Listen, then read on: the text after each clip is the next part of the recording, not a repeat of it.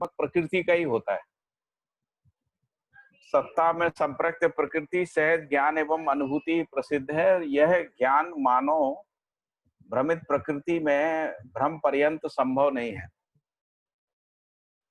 यदि मान लीजिए मानव भ्रमित है, उस स्थिति में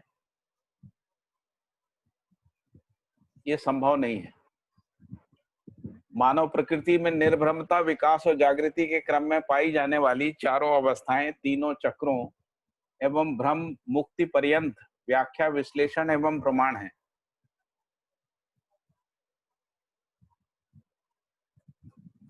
भैया कौन से पेज पे पढ़ रहे हैं? 19 शुरू से ही, 19 वाला 19। ठीक है। फिर लिखा है यही दर्शन सर्वस्व है। दर्शन विहीन जीवन में गुणात्मक परिवर्तन संभव नहीं है। प्रत्येक मानव विकास के लिए प्रत्याशु है, क्योंकि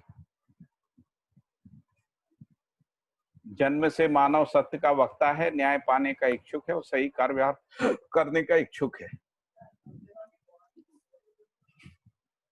तो इसीलिए वो विकास या जागृति का प्रत्याशु है, ऐसा। फिर अगला पैरा हम लोगों ने ये पढ़ा था कि दर्शक ही दृश्य का दृष्टि के द्वारा दर्शन करता है। तो दर्शक दृश्य और दृष्टि क्रिया ही है। प्रत्येक क्रिया संवेदना एवं गति का संयुक्त रूप है, जो कंपनात्मक एवं वर्तुलात्मक गति के रूप में द्रष्टव्य है। कंपनात्मक गति ही संवेदनशीलता है, यही संज्ञानशीलता भी है।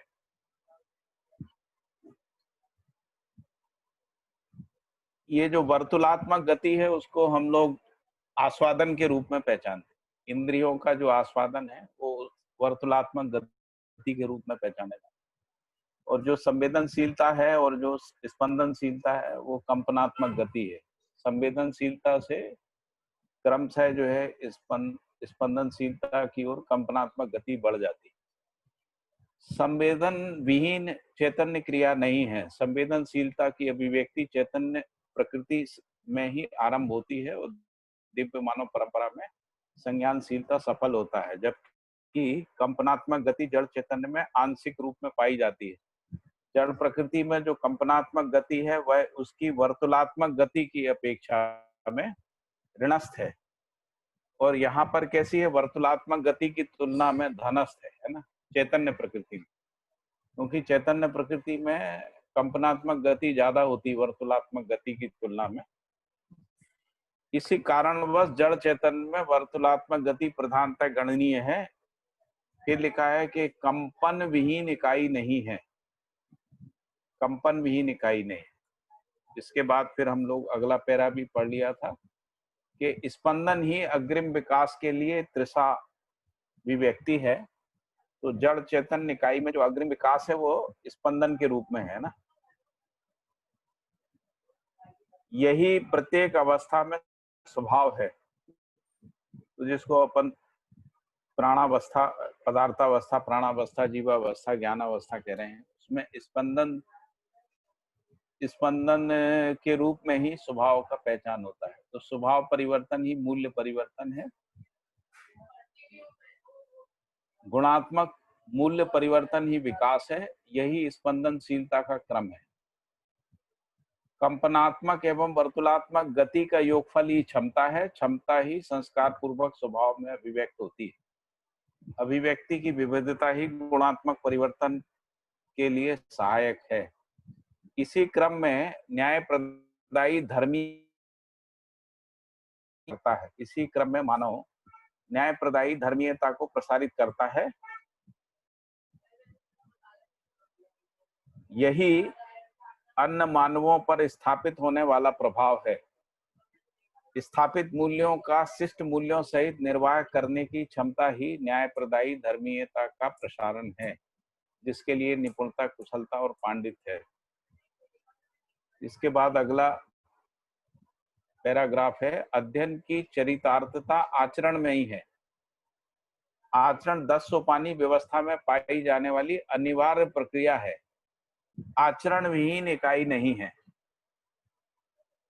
तो मानव में जो 10 सोपानी व्यवस्था में ही मानवीय आचरण का जो है प्रकाशन होता है।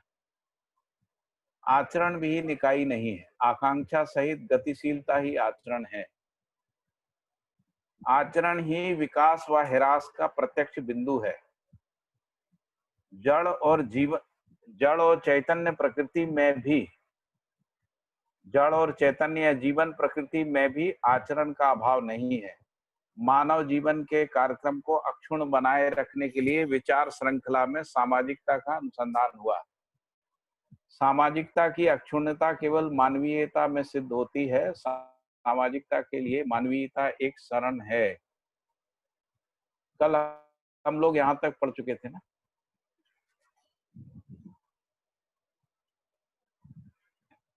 इसके बाद लिखा है,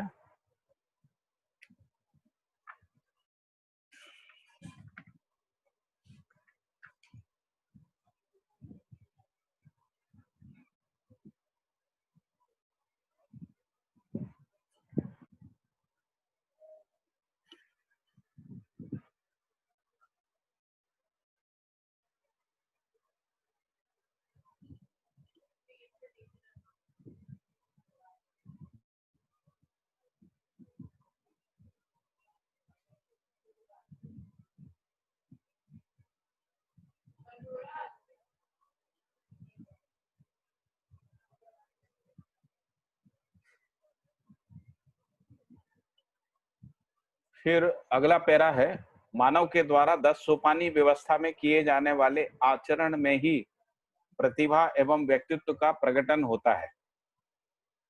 प्रतिभा और व्यक्तित्व का संतुलन ही संतुलित जीवन का प्रत्यक्ष रूप है। यही जाने हुए को मानना और माने हुए को जानना है। यही अंतर्द्वंद से मुक्ति है। बंद कर देना दरवाजा, बंद और ये चालू करो।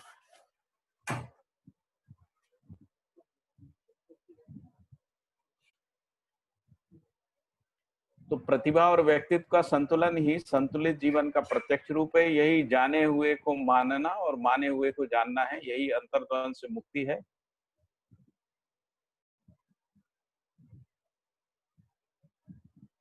एवं भौतिक समृद्धि और बौद्धिक समाधान है जो सबकी आकांक्षा है। यही गुणात्मक परिवर्तन का चरितार्थ स्वरूप है। विकास क्रम में गुणात्मक परिवर्तन भावी है, जो सहज प्रक्रिया है।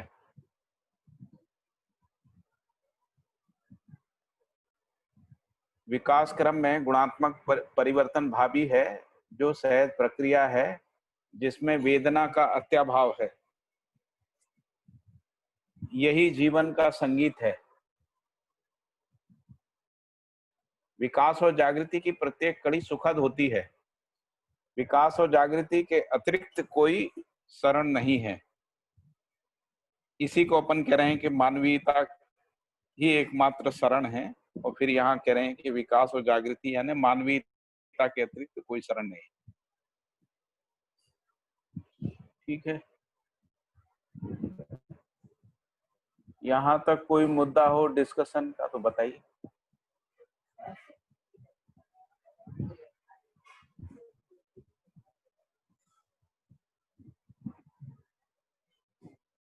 हाँ जी संदीप भाई।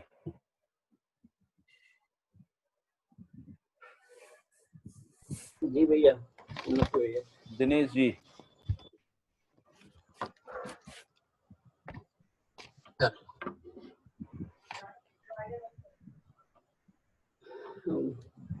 हाँ जी, कल पर चर्चा भी हो ही गई थी मोटा मोटी। जो मैंने अपनी वो रखी थी वो कि स्थूलता से फिर क्षमता में, जैसे ये लाइन मुझे काफी छू गई कि कंपनात्मक एवं वर्तुलात्मक गति का योगफल ही क्षमता है। मतलब स्थूल कंपन या गतियां जो है वो सूक्ष्मता में, जो स्थूलता में हम देखते हैं, और क्षमता सूक्ष्म चीज है। तो ये ट्रांसफॉर्मेशन जैसा पैराग्राफ मुझे लगा, ये मैंने नहीं, मानव में जो है ना, जीवन में दो ही तो क्रियाएं हैं, कंपनात्मक वर्तुलात्मक है। इन दोनों के योगफल में ही संपूर्ण क्षमता है, जिसको अपन क्षमता कह रहे हैं ना। वर्तुलात्मक गति का मतलब है जो इंद्रिय संवेदनाओं के अर्थ में जो क्रिया है वो वर्तुलात्मक है, और कंपनात्मक गति का मतलब है जो समझदारी के अर्थ में क्रियाकलाप। इन दोनों के योगफल में ही समझदारी है ना, जिसको कहते हैं। समझदारी ही क्षमता क्लियर हो रही है ना। इस पे अपनी बात हो गई थी कल। जी। और कुछ आगे?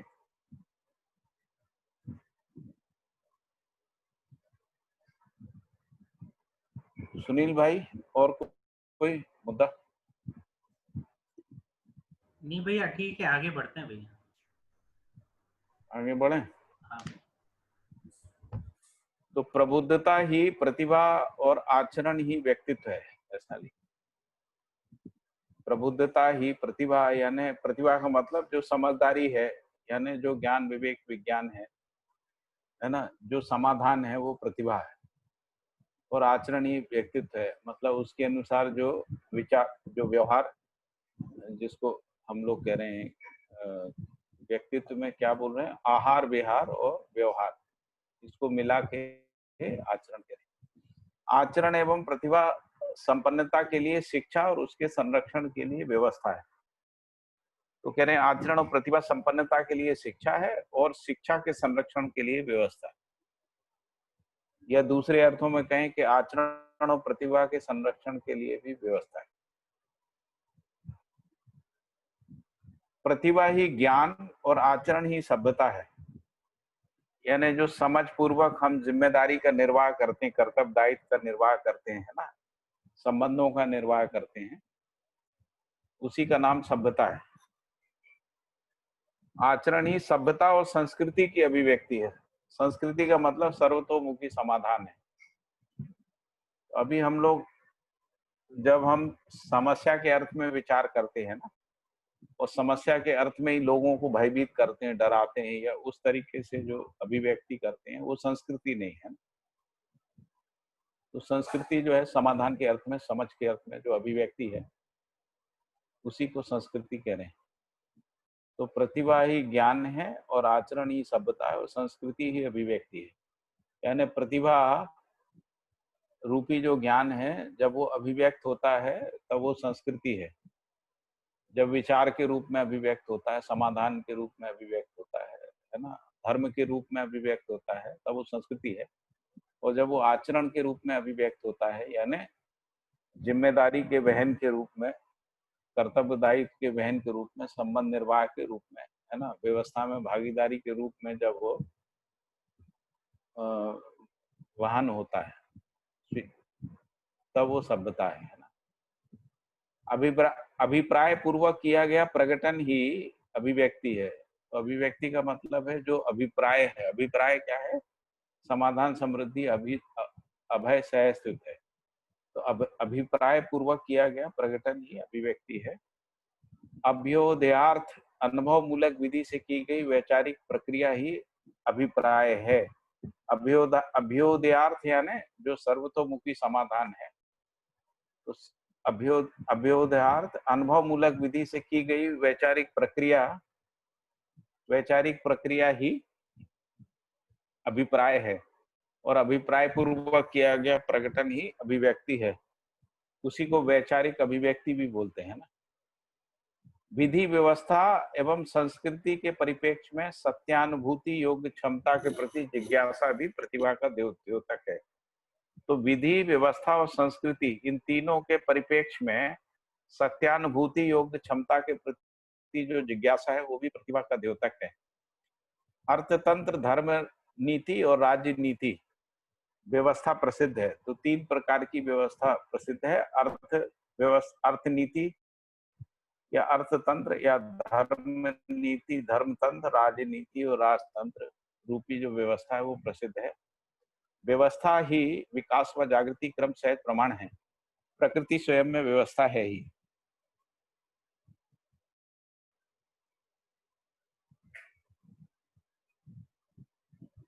फिर लिखा है, इसलिए स्वभाव धर्म ही मौलिकता और मौलिकता ही मानव का अर्थ ही सार्थकता।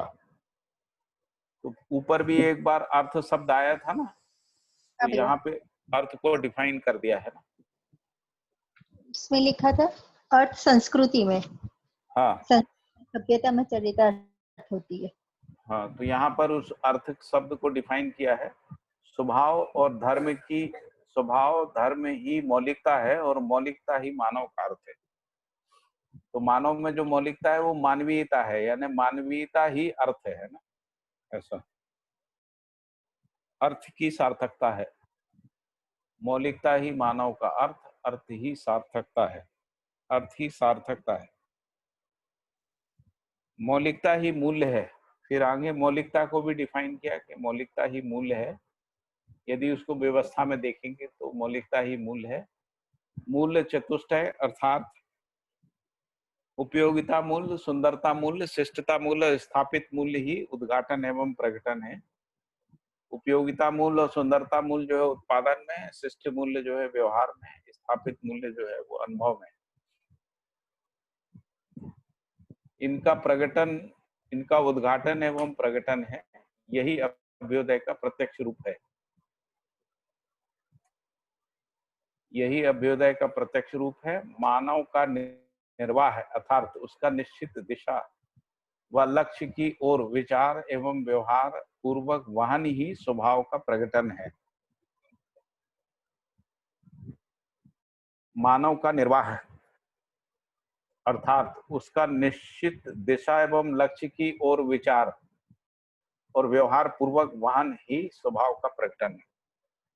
तो इसलिए वाहन पूर्वक ही मानव मूल्यों के रूप में स्वभाव का प्रकटन होता है, जिसको हम लोग धीरता, वीरता, उदारता, दया, कृपा, करुणा कह रहे हैं। जो मानव का स्वभाव है उसका प्रकटन जब मानव संबंध निर्वाह करता है 10 सोपानी व्यवस्था में, उसका निश्चित दिशा और लक्ष्य की ओर, उस अर्थ में जो उसका विचार और व्यवहार पूर्वक जो वाहन है, वाहन यानी सभ्यता है, तो सभ्यता ही स्वभाव का प्रकटन है। और सभ्यता क्या चीज है? तो सभ्यता का मतलब है वाहन क्रिया है, जिम्मेदारी, कर्तव्य, दायित्व, इसको वहन करना, जो कि वाहन पूर्वक ही धीरता, वीरता, उदारता, दया, कृपा, करुणा का के रूप में स्वभाव का प्रकटन है। इसलिए प्रत्येक व्यक्ति अभ्युदय पूर्ण होना चाहता है। ठीक है, यही अभ्युदय का प्रत्यक्ष रूप है। क्या है अभ्युदय का प्रत्यक्ष रूप? तो ये कहा उपयोगिता मूल, सुंदरता मूल, शिष्ट मूल, स्थापित मूल का उद्घाटन एवं प्रकटन, इसको कह रहे हैं। यानी मूल्य चतुष्टय ही अभ्युदय का प्रत्यक्ष रूप है। मानव का निर्वाह अर्थात उसकी निश्चित दिशा एवं लक्ष्य, जिसको हम लोग विवेक और विज्ञान भी कह रहे हैं ना, की और विचार एवं व्यवहार पूर्वक वाहन ही स्वभाव का प्रकटन है। इसलिए प्रत्येक व्यक्ति अभ्युदय पूर्ण होना चाहता है। समस्या मानव में वांछित उपलब्धि नहीं है, यही सत्यता समाधान के लिए प्रयास और अनुसंधान है। समाधान ही स्थिति है, यही विभव है, विभव ही वैभव है, वैभव होने के लिए मानव चिरासित है। तो समस्या मानव में वांछित उपलब्धि नहीं है, यही सत्यता समाधान के लिए प्रयास और अनुसंधान है। फिर कह रहे हैं समाधान ही स्थिति है, यही विभव है और विभव ही वैभव है, वैभव पूर्ण होने के लिए मानव चिरासित है। तो यदि वैभव को देखें तो क्या है? तो वो विधि, सभ्यता, संस्कृति, विधि, व्यवस्था ही है। तो विधि, व्यवस्था, संस्कृति, सभ्यता के परिप्रेक्ष्य में निर्भ्रमता किस परिप्रेक्ष्य में निर्भ्रमता की बात कर रहे हैं? विधि, व्यवस्था, संस्कृति और सभ्यता के परिप्रेक्ष्य में निर्भ्रमता सत्यानुभूति योग्य क्षमता के प्रति पूर्ण विश्वास, अनुभव सहित प्रमाणित होने की जिज्ञासा ही प्रतिभा समुच्चय है, जो निपुणता, कुशलता, पांडित्य है। तो विधि, व्यवस्था, संस्कृति, सभ्यता के परिप्रेक्ष्य में निर्भ्रमता, सत्यानुभूति योग्य क्षमता के प्रति पूर्ण विश्वास और तीसरा अनुभव सहित प्रमाणित होने की जिज्ञासा ही प्रतिभा समुच्चय है, जो निपुणता, कुशलता, पांडित्य है। यानी उसका जो परावर्तित रूप है मानव परंपरा में, वो निपुणता, कुशलता, पांडित्य।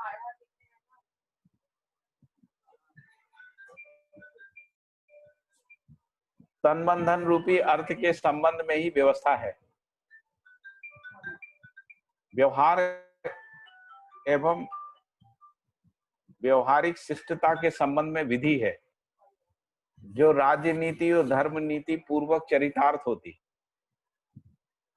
तो विधि का मतलब है व्यवहार और व्यवहारिक शिष्टता, जिसको अपन विधि कह रहे हैं। और तन मन धन रूपी अर्थ के संबंध में व्यवस्था है, यानी तन मन धन रूपी जो अर्थ है उसका सदुपयोगता और सुरक्षा, इन दोनों के अर्थ में व्यवस्था है। और व्यवहार और व्यवहारिक शिष्टता के रूप में जो संबंध निर्वाह के रूप में न्याय विधि है, जो राजनीति और धर्म नीति पूर्वक मानव जीवन में चरितार्थ होती। मानव में स्वभाव और धर्म ही मौलिकता है। मौलिकता ही मानव का अर्थ है। अर्थ ही प्रगटन और प्रगटन ही स्वभाव है। मानव की मौलिकता ही मानव मूल्य है। मूल्य सिद्धि मूल्यांकन पूर्वक होती है। मूल्य चतुष्टय ही आद्यांत प्रगटन है। मूल्य चतुष्टय यानी उपयोगिता मूल्य, सुंदरता मूल्य, शिष्ट मूल्य और स्थापित मूल्य ही आद्यांत प्रगटन है। यही अभ्युदय की समग्रता है। तो ऐसा फिर से पढ़ देते हैं एक बार। तन मन धन रूपी अर्थ के संबंध में ही व्यवस्था है। व्यवहार एवं व्यवहारिक शिष्टता के संबंध में विधि है। और ये दोनों मिला के राज्य नीति और धर्म नीति पूर्वक जीवन में चरितार्थ होती है। फिर आगे इसको स्पष्ट करते हुए लिखा है कि मानव में स्वभाव और धर्म ही मौलिकता है। मौलिकता ही मानव का अर्थ है। अर्थ ही प्रगटन और प्रगटन ही स्वभाव है। मानव की मौलिकता ही मानव मूल्य है। मूल्य सिद्धियां मूल्यांकन पूर्वक होती हैं। मूल्य चतुष्टय ही आद्यांत प्रगटन है। मूल्य चतुष्टय है ना, उपयोगिता मूल्य, सुंदरता मूल्य, शिष्ट मूल्य और स्थापित मूल्य, यही अभ्युदय की समग्रता है। भैया मैं थोड़ा सा मूल्यांकन शब्द पर चाहूंगा कि मूल्यांकन जैसे लिखा है मूल्य सिद्धि मूल्यांकन पूर्वक होती है, तो मूल्यांकन को थोड़ा समझाएं कि व्यवहारिक में हम मूल्यांकन कैसे करेंगे। मूल्यांकन जो संबंधों में अंतर्निहित मूल्य होते हैं ना, उसके आधार पर मूल्यांकन। कोई भी संबंध में मूल्य होते हैं ना, तो मूल्यों के अर्थ में किसी भी व्यक्ति को आंकना, वही मूल्यांकन, आकलन करना। एक उदाहरण से यदि भैया समझा पाए। जैसे माँ का मूल्यांकन कैसे होगा? ममता से होगा। पिता का मूल्यांकन वात्सल्य से होगा। मित्र का मूल्यांकन सहयोग से होगा, है ना, स्नेह से होगा। पति पत्नी के बीच में मूल्यांकन स्नेह विश्वास, है ना, प्रेम में होगा। गुरु का मूल्यांकन जो है वो प्रेम और वात्सल्य भाव से होगा, है ना। इस रूप में मूल्यांकन, जिससे जो संबंध व्याख्यायित होता है ना, जिन मूल्यों से जो संबंध व्याख्यायित होता है, प्रकाशित होता है, वही तो मूल्यांकन बढ़िया है। अभी हम लोग क्या होता है कि मूल्यांकन नहीं करते, गलतियां देखते हैं।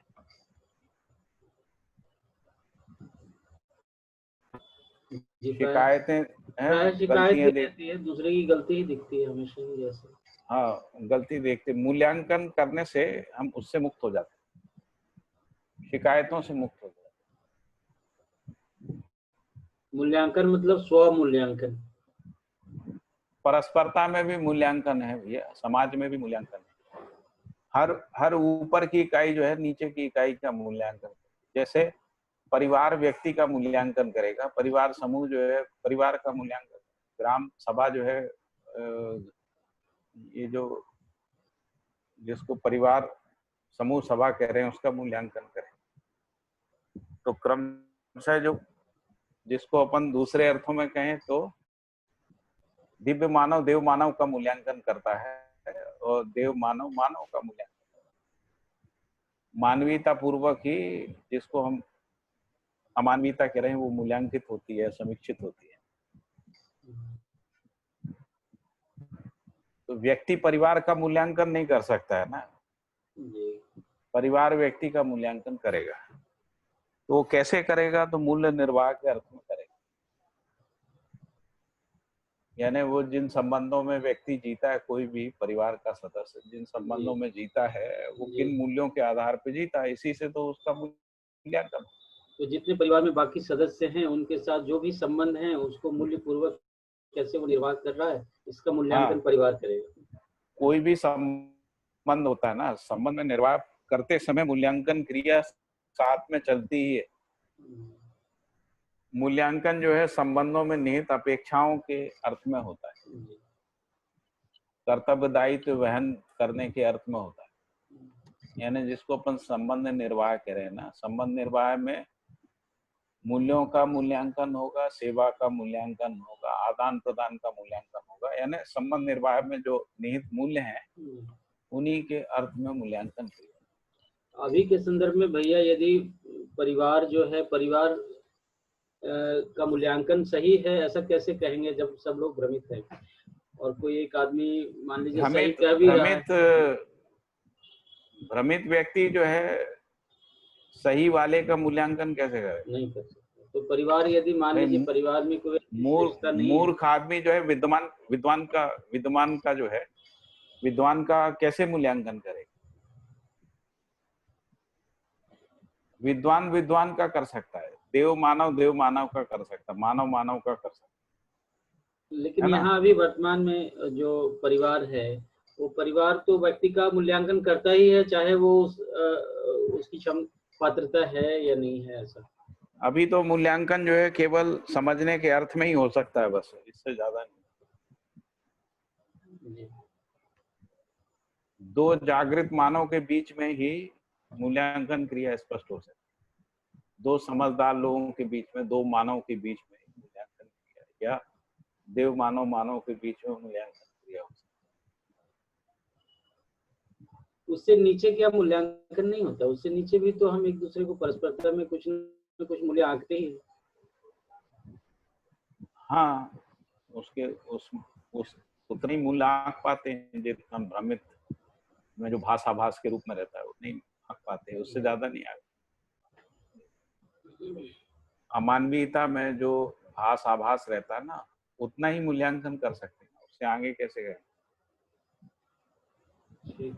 इसीलिए तो मानवीयता मूल्यांकित नहीं हो पाई ना परंपरा में। मूल्यांकित नहीं हो पाने के कारण से ही उसकी व्याख्याएं नहीं हो पाई, उसकी शिक्षा नहीं हो पाई, उसकी व्यवस्था नहीं आ पाई। यदि मूल्यांकित हो जाती तो ये हो जाता। तो जिसको हम लोग कह रहे हैं न्याय की का भास रहता है ना, या आकांक्षा रहती, कामना रहती, लेकिन न्याय वस्तु रूप में क्या है वो स्पष्ट नहीं होता। मूल्य वस्तु रूप में क्या है ये स्पष्ट नहीं होता। जैसे अभी विश्वास को समझने जाए तो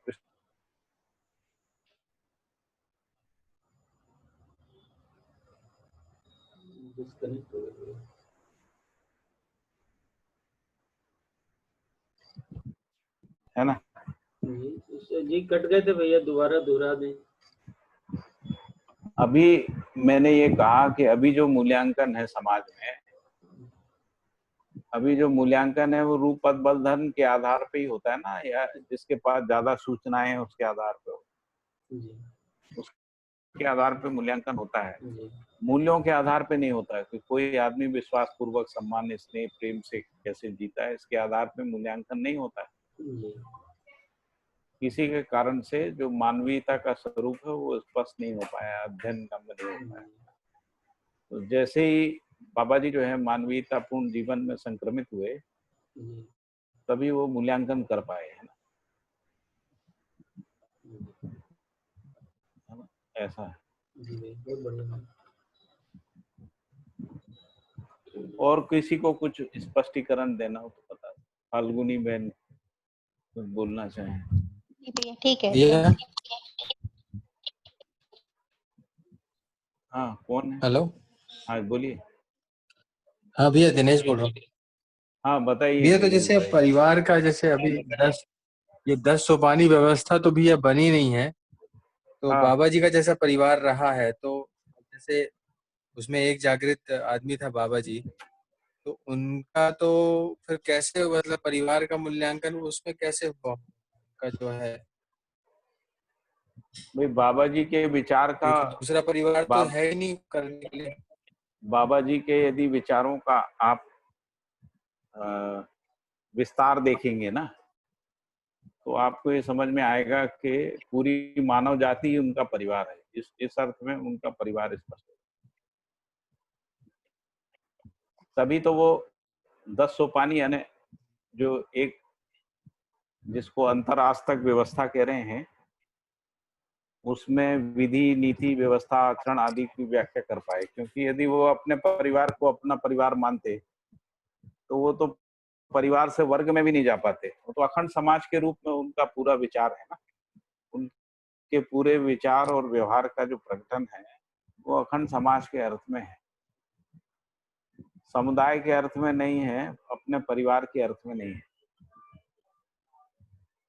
इसलिए बाबा जी के परिवार का क्या मतलब हुआ, जो जिसको हम लोग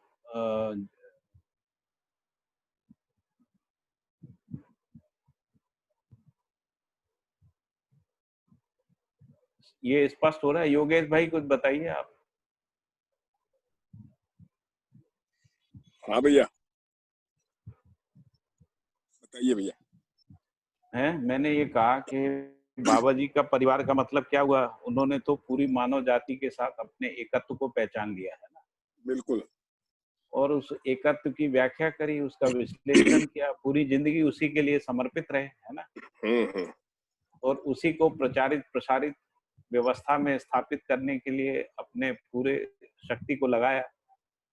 और जब उन्होंने ये लगाया तो उनका परिवार, जो जिसको अपन शारीरिक रूप से परिवार कह रहे हैं ना, हाँ, वो परिवार ने भी इसका विरोध नहीं किया। वो परिवार उनके साथ इस काम में भागीदारी करता रहा। इसी रूप बिल्कुल। में तो उसका मूल्यांकन होगा उनके परिवार। जबकि उनमें सामाजिकता का, उनमें मानवीयता का उदय नहीं हुआ उनके परिवार में। लेकिन वो जो बाबा जी जिस जागृति के लिए जो निष्ठान्वित थे प्रमाणित करने के अर्थ में, तो उनका जो परिवार था उसने विरोध नहीं किया। यानी उन जागृति के अर्थ में परिवार नियंत्रण में रहा। इसी से ये पता लगता है कि परोक्ष रूप में उनकी भागीदारी हो गई जागृति के अर्थ। इस रूप में उनके परिवार का मूल्यांकन होगा। जैसे उनके परिवार ने असहमति व्यक्त की होती कि हम आपको ये नहीं करने देंगे, वो नहीं करने देंगे, आप ये नहीं कर सकते, वो नहीं कर सकते, है ना। और उसके कारण से बाबा जी जो है नहीं कर पाते कोई काम, है ना। तो अपन ये कहते हैं जागृति ने जागृति को नियंत्रित कर दिया, लेकिन ऐसा हुआ नहीं, है ना। जब तक बाबा जी जीवित रहे उनका परिवार उनके जो आज्ञाएं हैं या जो उनका कार्यक्रम था उससे सहमत बना रहा। अब उनमें पात्रता नहीं थी, जिसके कारण से उनमें जागृति का प्रकटन नहीं हुआ। ऐसा हो सकता है। ठीक है दिनेश भाई, मैं समझा जी पा रहा हूँ। जी जी भैया, जी जी। अब उनका जो मतलब जिस जागृति लेवल पे वो मानसिकता में परिवार, पूरा विश्व परिवार के रूप में था। इसका भाई मतलब, हेलो। जी बोलिए। हाँ जी, तो इसका मतलब उभय तृप्ति वाली बात हुई क्या वहां पे? कहाँ पर? परिवार में अपने उभय अतृप्ति नहीं हुई ना उनके। उभय उभय, अतृप्ति, अगर उनमें उभय अतृप्ति होती हाँ, तो बाबा जी के कार्यक्रमों से असहमत होते, विरोध करते। अच्छा, उभय तृप्ति थी बाबा जी के, बाबा जी की जो जागृति है उससे उनके परिवार में तृप्ति थी। न केवल तृप्ति थी, उनका सम्मान भी था और गौरव भी था और उनके प्रति श्रद्धा भी थी, है ना। अब वो श्रद्धा अभी तक है। उनके शरीर से जाने के बावजूद भी बाबा जी के प्रति श्रद्धा बनी। हम्म। वो श्रद्धा उनके आचरण में नहीं आई, लेकिन निष्ठा के रूप में तो है ना। जी आप ठीक। कौन बोल रहे हैं?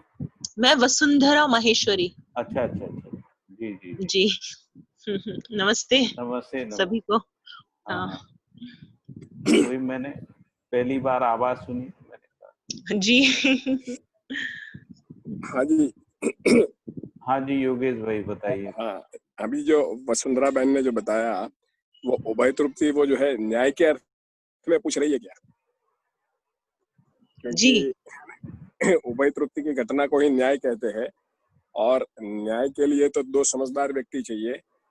बाबा जी के परिवार में तो वैसे बाबा जी अकेले ही समझदार थे, जी बाकी लोग तो समझने के क्रम में थे। तो वहाँ जो है सहमति थी, ऐसा मुझे लगता है ना। बाबा जी जो भी कर रहे थे, पूरा परिवार जो है उससे सहमत था, है ना, कि सहमत जो था, निष्ठान्वित भी था। निष्ठान्वित भी था। तो है वो ना? सहमति को इसका मतलब उभय तृप्ति नहीं कहेंगे। अब उभय तृप्ति देखो अतृप्ति तो, दर्शन की। हाँ भैया बताइए, मैं आप ये कह बताइए। रहा था, अतृप्ति तो नहीं थी ना। अच्छा अतृप्ति होती तो विरोध होता है ना। विरोध तो नहीं रहा, अभी भी नहीं है विरोध। मतलब जैसे बाबा जी की उपस्थिति थी, तो एक बार ये हो सकता संकोच बस रहा होगा, लेकिन बाबा जी के जाने के बावजूद भी विरोध नहीं है। उनके पूरे परिवार में इस रूप में स्वीकृति है कि वो बहुत अनुभवी व्यक्ति थे, मतलब अनुभव संपन्न, जिसको हम लोग बहुत पहुंचे हुए जागृत व्यक्ति। जागृत व्यक्ति के रूप में, ऐसा अभी भी स्वीकृति है उनके परिवार में। जी उनके परिवार में मतलब उनके बेटे बेटियों में, नाती नातनों में, है ना, ये बात की अभी स्वीकृति है। वो खुद उस आचरण में नहीं जी पा रहे हैं, फिर भी इसी से पता लगता है कि जागृति के सानिध्य में अजागृत जो है वो नियंत्रित रहता है। यही जागृति की महिमा है। जी है ना। लेकिन बाबा जी ने दबाव नहीं बनाया, किसी पे जबरदस्ती नहीं की, क्योंकि जो है विरोध का दमन और विरोध का विरोध जो है वो उनके आचरण में नहीं था। विरोध पे विजय का प्रयास किया। तो इसलिए उनके परिवार में बाबा जी की जागृति की प्रेरणा अभी भी बनी हुई है। तो जब भी उनको अवसर मिलेगा, वो उससे प्रेरित होके अपने जीवन में परिमार्जन का प्रयास करेंगे, या कर ही रहे होंगे, ऐसा भी हम लोग मान सकते कर ही हैं। रहे और हैं इसी, ऐसा लगता है भैया, है ना। हाँ, जब भी इसीलिए मिलन वो होता है तो हाँ। संकल्प के रूप में व्यक्त भी करते हैं। हाँ, अभी अभी दिखता ही है। जैसे जैसे उनके जो बेटे हैं मार्कंडे जी, तो जब बाबा जी का शरीर शांत हुआ था, तब उन्होंने ये घोषणा की थी, अब मैं अपना जो बचा हुआ जीवन है उसको बाबा जी के दर्शन और इसको समझने में लगाऊंगा अपना पूरा समय। अब वो नहीं लगा पाए, ये अलग मुद्दा है, लेकिन निष्ठा है उनमें, संकल्प है। मतलब निष्ठा जो है वो अभी संकल्प में बदली नहीं है। और दूसरा है कि उनके अंदर कुछ स्वीकृति है, कोई श्रेष्ठता की स्वीकृति है, यानी सम्मान की स्वीकृति है बाबा जी की। ठीक है, लेकिन पात्रता क्षमता की कमी के कारण से वो क्रियान्वयन नहीं हुआ। जितना हुआ उतना उतना ही रह गया। ठीक है, ये ठीक है योगेश भाई। हाँ भैया, बिल्कुल ठीक बात है। ठीक है वसुंधरा जी। जी जी बिल्कुल। दिनेश भाई,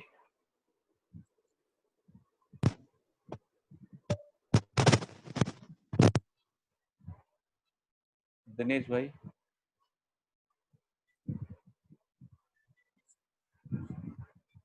आवाज नहीं आ रही दिनेश भाई की।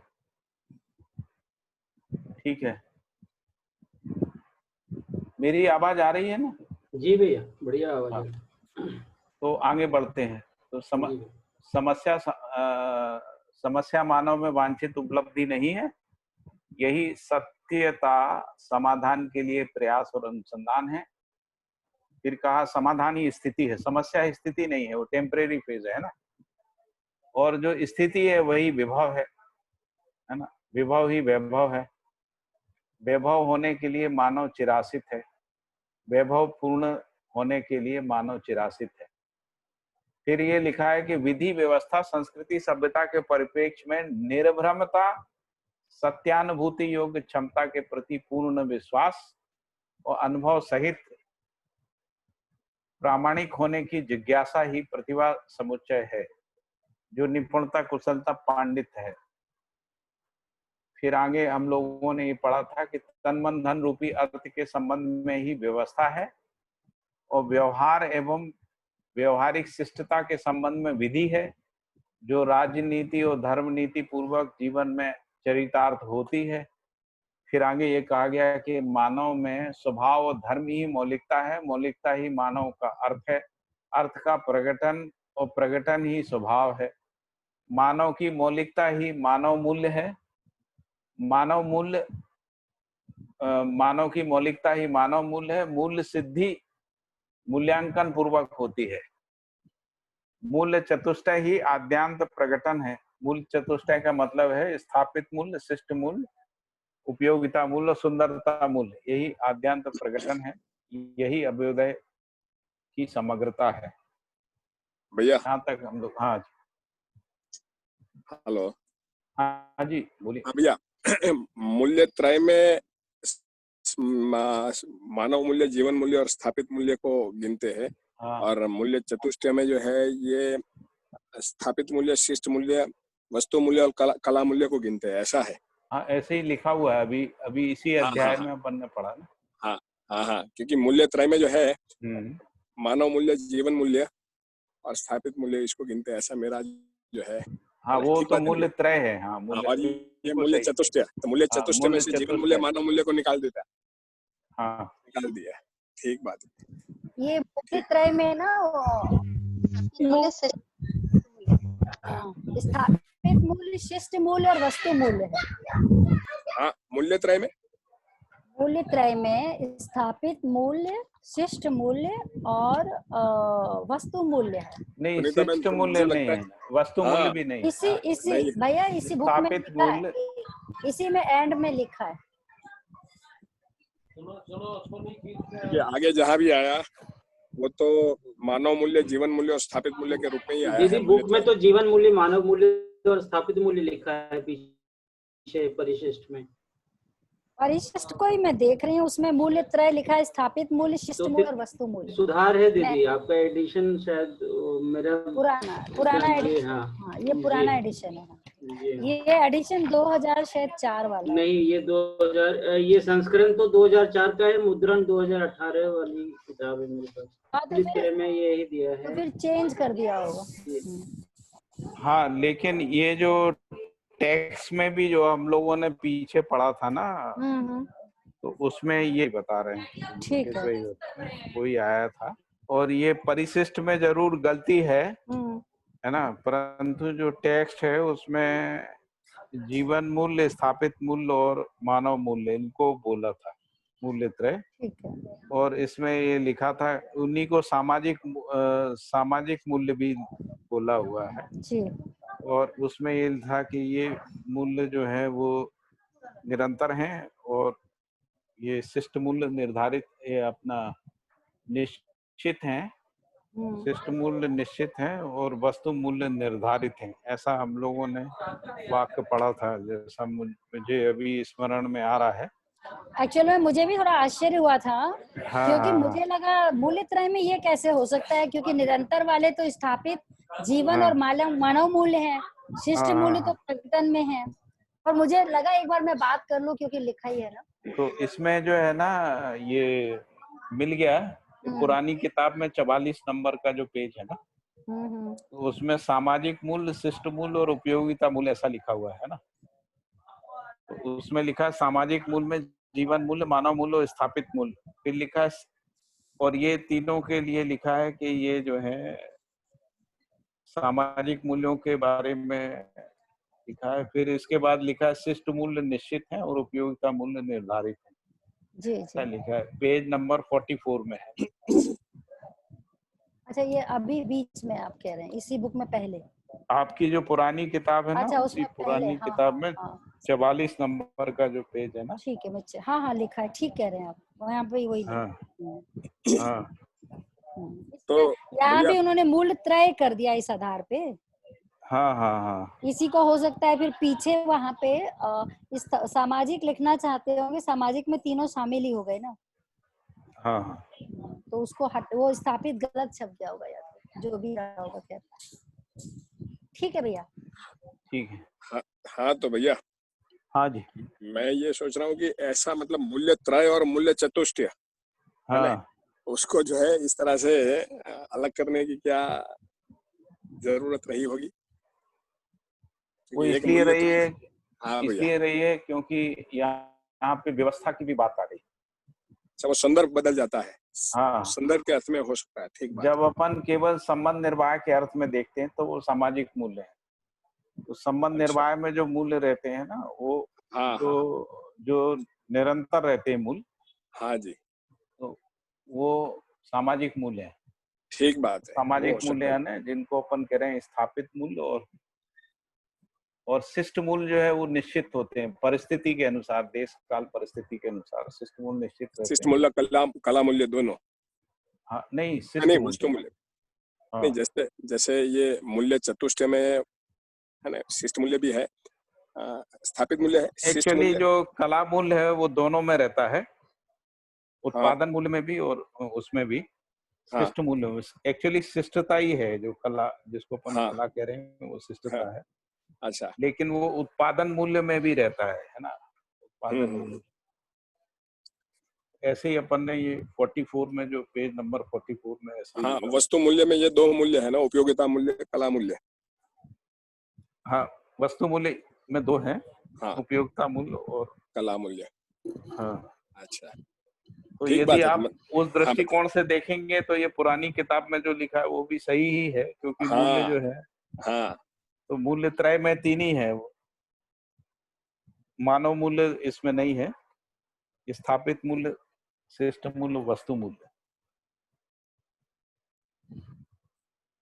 ठीक बात है भैया, तो संदर्भ के वो आधार पर फिर देखना जो है वो हाँ देखना पड़ेगा अपन को कि बाबा जी ने किताब में जो मूल्य त्रय का उपयोग कहीं पर आया होगा, हाँ वो किताब में किस अनुभव अर्थ में है। अनुभव दर्शन अनुभव के अभ्यास दर्शन में तो बहुत जगह पर मूल्य त्रय का उल्लेख है, मुझे लगता है कि एक पूरा चैप्टर मूल्य त्रय पर हाँ हाँ हाँ है ना भैया? और हाँ हाँ उसमें जो है हाँ, तो ठीक बात है भैया, ये जो है आप जो कह रहे हो कि संदर्भ के आधार पर जो है किस संदर्भ में बात हो रही है उसके आधार पर मूल्य त्रय में और मूल्य चतुष्टय में जो है ये थोड़ा अंतर है। ठीक ठीक बात है। तो एक बार मैं देख ही लेता हूँ।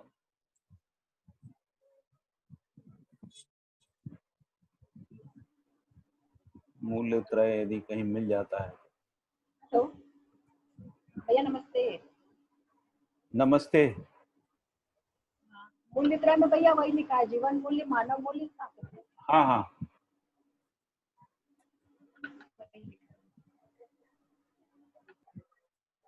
जीवन मूल्य क्या क्या लिखा हुआ है? जीवन मूल्य, जीवन मूल्य, मानव मूल्य, स्थापित मूल्य। अच्छा ठीक है, तो फिर क्या है, फिर हो गया, आपने देख लिया तो, है ना? पीछे ठीक लिखा है, है, अभ्यास दर्शन में पीछे लिखा है।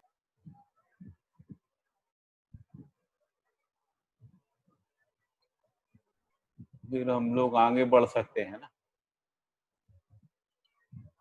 हाँ भैया,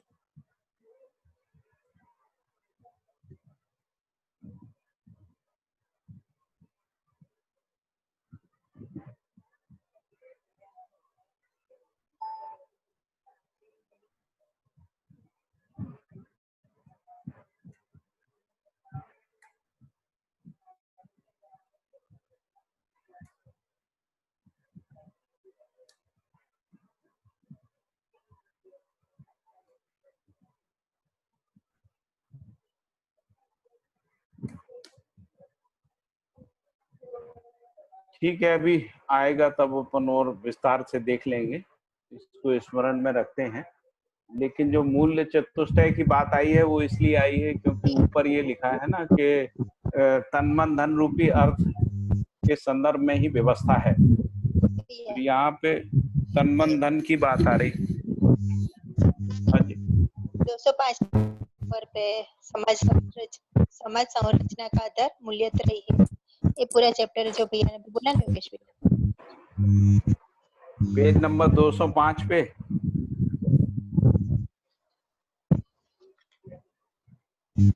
समाज संरचना का आधार मूल्यत्रय ही है।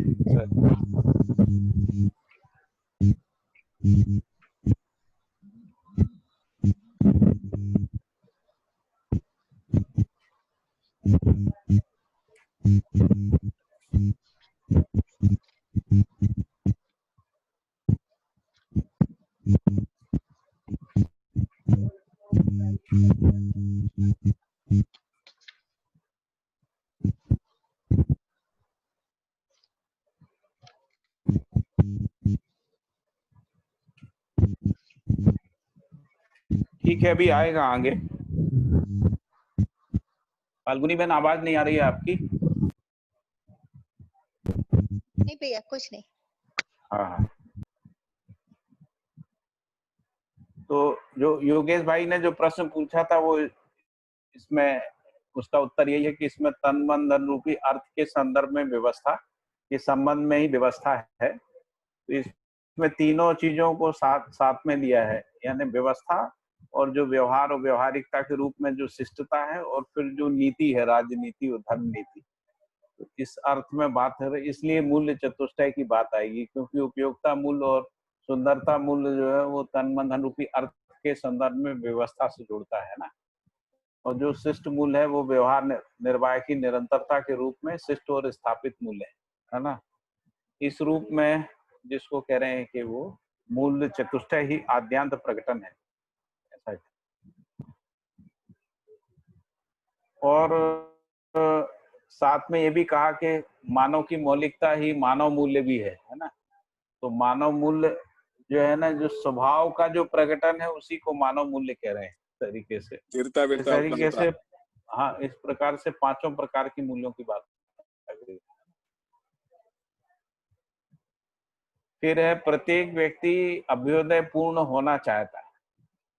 अभ्युदयकारी कार्यक्रम से संपन्न होने में जो अंतर विरोध है, यानी जो चारों आयाम पांचों स्थितियों में जो परस्पर विरोध है, वही संपूर्ण समस्याएं हैं। इसके निराकरण का एकमात्र उपाय जो है मानवीयतापूर्ण पद्धति से नियम त्रय का पालन ही है और यही पांचों स्थितियों का दायित्व है।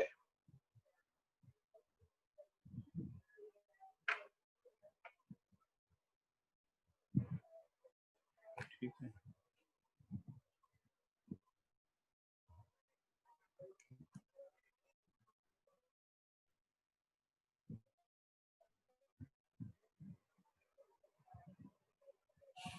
फिर आगे है कि अमानवीयता नियम त्रय का पालन संभव नहीं है। अमानवीयता जो है हीनता दीनता और क्रूरता से मुक्त नहीं है। इसी कारणवश अपराध प्रतिकार द्रोह विद्रोह हिंसा प्रतिहिंसा भय आतंक प्रसिद्ध है। ये सब मानव के लिए वांछित घटनाएं हैं। यही सत्यता मानवीयतापूर्ण जीवन के लिए बाध्यता है। फिर आगे कहा कि व्यवस्था विधि नीति पद्धति का संयुक्त रूप है। तो जिसको व्यवस्था कह रहे हैं वो विधि नीति और पद्धति का संयुक्त रूप है। हेलो भैया। फिर कहा कि अनुभव।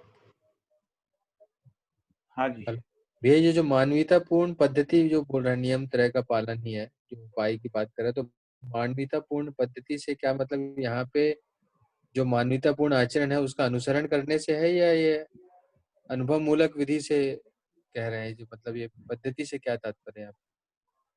पद्धति का कल भी बात की थी ना अपन ने। तो मानव जो है ना, जो व्यक्ति में ये परिवार से लेके विश्व परिवार तक जो व्यवस्थाएं है ना, ये पद्धति है।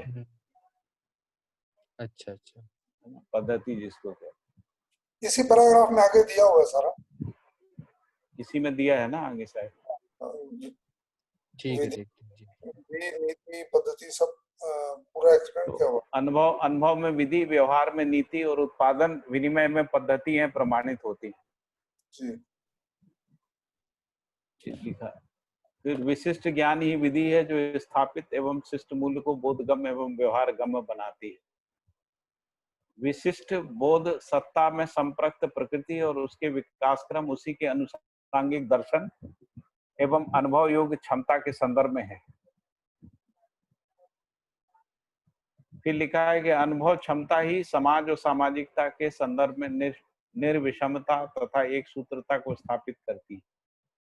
यही स्थापित मूल्य को अनुभव पूर्वक एवं शिष्ट मूल्यों को व्यवहारिक पूर्वक सिद्ध करती यही विधि है। तो ये विधि को 4 बिंदुओं में स्पष्ट किया है। पहला लिखा है कि विशिष्ट ज्ञान ही विधि है जो स्थापित मूल्य और शिष्ट मूल्य को बोधगम्य और व्यवहारगम्य बनाती है। फिर लिखा है कि जो विशिष्ट बोध सत्ता में संप्रक्त प्रकृति एवं उसके विकास क्रम उसी के अनुसांगिक दर्शन एवं अनुभव योग्य क्षमता के संदर्भ में है। फिर लिखा है कि अनुभव क्षमता ही समाज एवं सामाजिकता के संदर्भ में निर्विषमता तथा एक सूत्रता को स्थापित करती है। यही स्थापित मूल्य को अनुभव पूर्वक एवं शिष्ट मूल्य को व्यवहार पूर्वक सिद्ध करती यही विधि है। ये चारों में विधि की व्याख्या करी है उन्होंने। फिर नियति, विधि के बाद नियति लिखा है। तो नियति में लिखा है कि नियति क्रमानुसरण प्रक्रिया ही नीति है। तो नियति के अर्थ में नीति को डिफाइन किया है कि नियति क्रमानुसरण प्रक्रिया ही नीति है। नियति क्रम ही विकास एवं जागृति क्रम है। नियति क्रमानुसंगीय प्रगति ही गुणात्मक परिवर्तन है। फिर पद्धति लिखा है। तो पद्धति की परिभाषा करते हुए लिखा है कि प्रत्येक पद में से के लिए निश्चित अर्थवत्ता प्रसिद्ध है। नियति क्रमवत्ता से संबद्ध उपयोगिता, उपादेयता और अनिवार्यता की सिद्धि तथा सिद्धि पूर्वक अग्रिम कार्यक्रम ही पद्धति है। यही गुणात्मक परिवर्तन परंपरा है। यह तब तक रहेगा जब तक आचरण पूर्ण हो जाए। इसी पद्धति में आश्वासन एवं विश्वासन स्वभाव में सिद्धियां हैं। तो गुणात्मक परिवर्तन पद्धति स्वयं सिद्धांत, विकास और जागृति है। फिर लिखा है कि ह्रास मानव के लिए वांछित घटना नहीं है। समाज की अखंडता में से के लिए सार्वभौम व्यवस्था मानव परंपरा में एक अनिवार्य प्रक्रिया है। व्यवस्था के मूल में सत्यता पूर्ण प्रबुद्धता ही आधार है। प्रबुद्धता जागृति पूर्वक सार्थक होना पाया जाता है, पाया जाने वाला पद है। प्रबुद्धता का सामान्यकरणार्थ ही व्यवस्था की अनिवार्यता है। व्यवस्था मानव में वांछित घटना है। स्पष्ट हुआ कि नहीं हुआ? विधि स्पष्ट हो गई ना?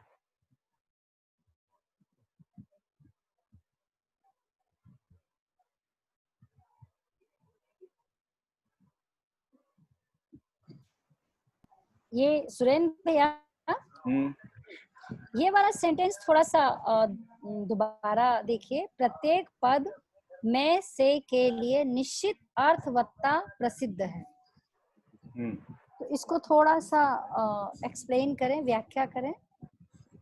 भाई जैसे जो भी पद है ना, जिसको अपन भ्रांत पद कह रहे हैं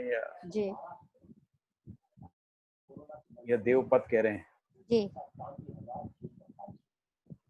तो उनकी जो निश्चित आचरण है वही तो उसकी, या जो उनकी निश्चित मौलिकता है वही उसकी अर्थवत्ता है जी। ऐसा क्या? अच्छा,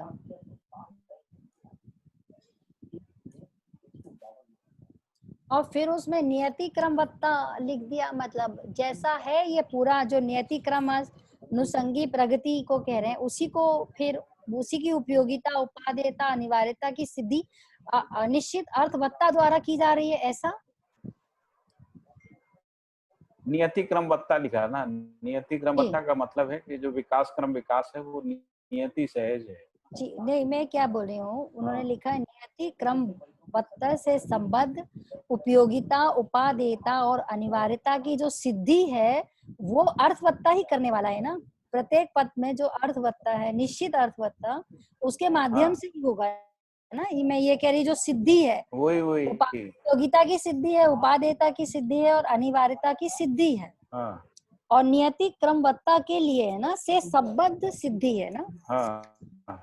ये मैं कह रही थी। और यहाँ पे ये सिद्धि कह रहे पूर्वक ही अग्रिम सिद्धि पूर्वक ही अग्रिम कार्यक्रम ही पद्धति पद्धति, है। जो सिद्ध हुआ वही कार्यक्रम के लिए पद्धति है ना, व्यवस्था का हाँ आधार, व्यवस्था के लिए आधार जैसे है। जैसे मान लीजिए हम इसको हाँ मानव परंपरा में देखेंगे तो हर परिवार की जो उपयोगिता है, उपादेयता है, जो अनिवार्यता है ना, वो उसकी नियति क्रमबद्धता के रूप में है। और जो अग्रिम सिद्धि पूर्वक जो अग्रिम कार्यक्रम है ना, तो वो अग्रिम कार्यक्रम जो है 10 सोपानी व्यवस्था में उस रूप में पद्धति है, उसको पद्धति जिसको अपन जी, ठीक है भैया, स्पष्ट है। यही गुणात्मक परिवर्तन परंपरा भी है। मतलब जब हम परिवार से यानी व्यक्ति से परिवार, परिवार से समाज, समाज से राष्ट्र, राष्ट्र से अंतरराष्ट्र, इस तरीके से गुणात्मक परिवर्तन है और यही पद्धति भी है।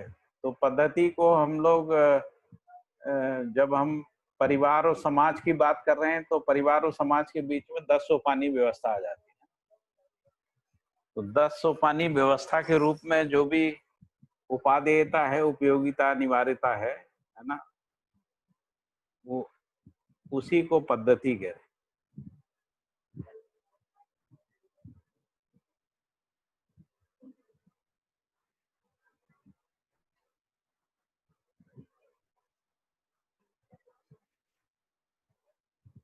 गुणात्मक परिवर्तन पद्धति स्वयं सिद्धांत विकास एवं जागृति, यही सिद्धांत है, यही विकास और जागृति।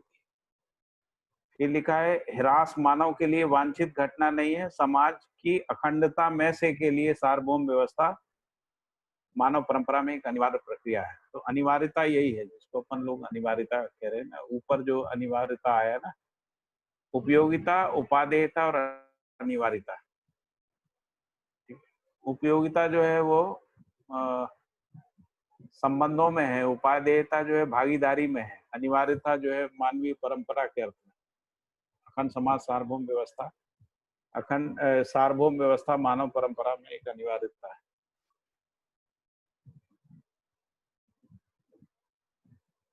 ये लास्ट सेंटेंस एक बार रिपीट करिए भैया।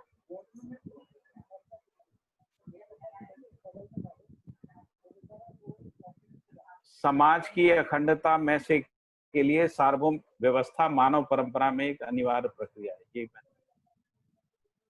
ये जो लिखा हुआ है यहाँ पर। जी जी, नहीं, आपने बोला अनिवार्यता मानवीय परंपरा में है और जिसको अपन अनिवार्यता शब्द यहाँ ऊपर आया ना, नियति क्रमबद्धता जी, तो उसमें क्रम से लिखा है, पहले उपयोगिता, फिर उपादेयता, फिर इसके बाद अनिवार्यता। तो उपयोगिता का मतलब परिवार संबंधों में हम जो जीते हैं तो हम परस्पर संबंधों में एक दूसरे के लिए उपयोगी होते हैं ना। लेकिन जब परिवार आवश्यकता से अधिक जो जिसको कहते हैं कि समाधान समृद्धि संपन्न हो जाता है, तब वो उपादेयी होता है दूसरों के लिए, है ना। यानी दूसरे परिवारों की परस्परता में उपादेयी होता है और ये उपादेयता जो है उसकी व्यवस्थात्मक कार्यक्रमों में भागीदारी के रूप में रहती है। और ये जो भागीदारी है इसकी निरंतरता अनिवार्यता के रूप में, यानी जिसको हम लोग सार्वभौम व्यवस्था या मानव परंपरा कह रहे हैं, उस अखंड समाज में उसी को कह रहे हैं समाज की अखंडता के लिए, है ना। समाज की अखंडता के लिए ये अनिवार्यता है। तो भैया उपयोगिता में, उपादेयता से और अनिवार्यता के लिए, ऐसा। हाँ जी। हाँ तो भैया मुझे ये जैसे है ना उपयोगिता, सदुपयोगिता और प्रयोजनीयता, ये इस रूप में मुझे दिख रहा है ना। परिवार में उपादेयता ही सदुपयोगिता है। उपयोगिता और सार्वभौम व्यवस्था के अर्थ में प्रयोजनीयता, वो प्रयोजनीयता ही जो है अनिवार्यता और सदुपयोगिता ही जो है उपादेयता। मुझे इस रूप में बिल्कुल सही है, ऐसा ही है ना भैया। हाँ जी, हाँ जी, ऐसे ही। ठीक बात। और कोई किसी को और कुछ अपना जोड़ना हो तो बता सकते।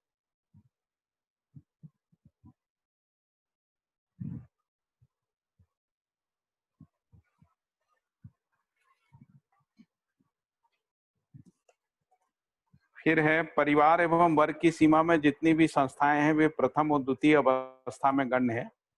इसके द्वारा किए गए सभी प्रयोगों की असफलता ही सामाजिकता के लिए अर्थात संस्था की तृतीय अवस्था के लिए बाध्यता है।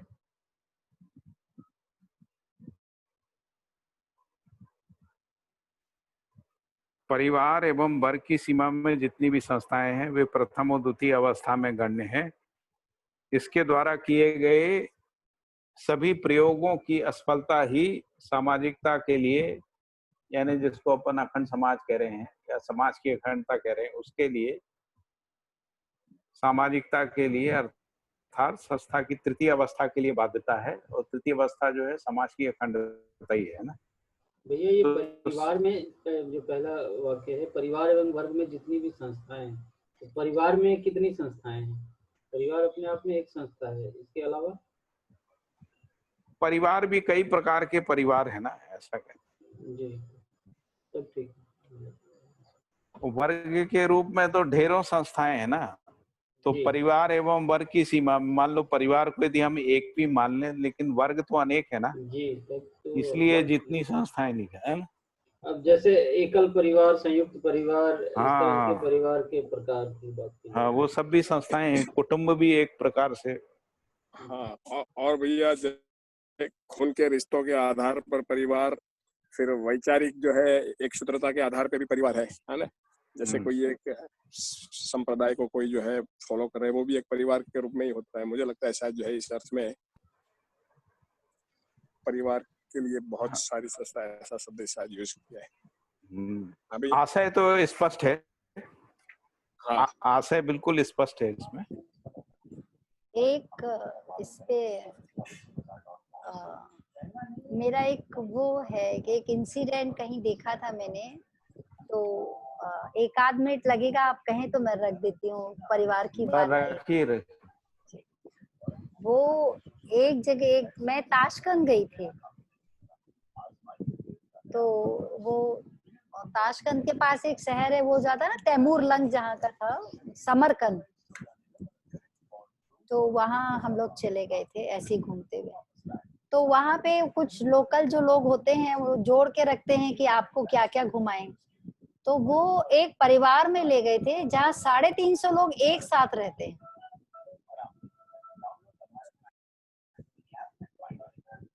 ओहो,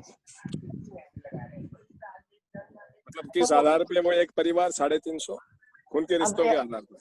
हाँ, मतलब एक ही परिवार का है वो, और मतलब उसमें जितने भी उनके भाई हों, जो भी बहन हो, उनके जो बच्चे हैं, बच्चों के जो बच्चे हों, वो सारे, और वो सारे मिल के काम करते हैं एक ही जगह। जो भी उनका इकट्ठा धन रहता है, उस सेल्फ में उनको कुछ बनाना है वो भी बना के खाते हैं, साथ में रखते हैं। और साथ में जो इन्होंने इनकम का साधन बना रखा है, तो बहुत बड़ा सुंदर सा हॉल बनाया हुआ है, और उनके घर के ही सारे जो बहुएं लड़कियां हैं वो सारा काम करती हैं। और जितने उस शहर में लोग आते हैं टूरिस्ट, तो उनके लिए एक वो जगह है जहाँ पे वो लोगों को भोजन तैयार करके खिलाते हैं खुद ही।